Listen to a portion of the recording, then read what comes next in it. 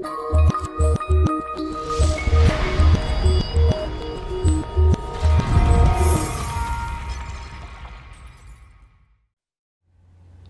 Gary here. You know, I look back at my military history. In the 15th century, they had these star defensive forts against this new thing, gunpowder and mortars, where they'd lob in and try to take these forts over. It took them a long time, sometimes a year, to do that.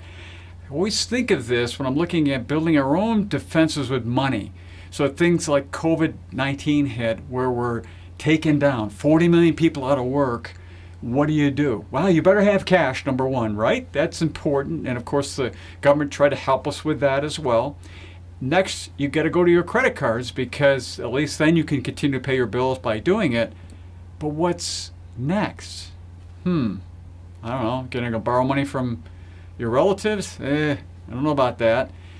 Well, if you lost a job, maybe you had a 401k there. And maybe you had a 401k somewhere else before. And we see a lot of people out there that have all these balances in 401ks. It may make sense to build another defense to take those 401ks and put them together. Now, you have several choices here. You could just distribute the 401k out to yourself, pay the penalties and pay all the taxes, but it's not the smartest move.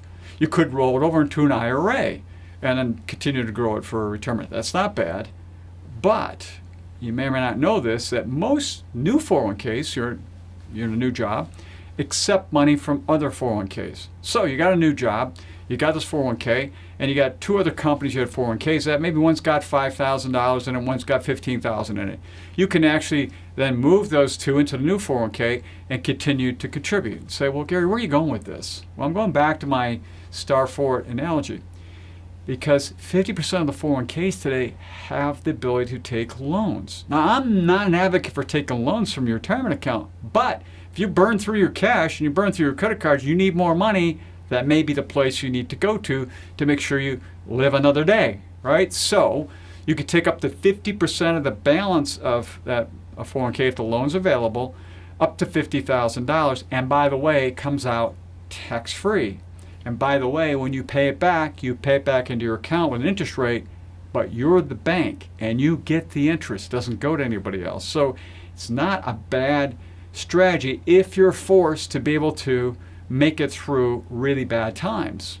So think about that. I mean, I know it's a little unique, a little strategy, but a lot of people have a lot of money in 401ks hanging around from old employers that you might want to consolidate this way, because it may make sense to do that. Until next time, enjoy.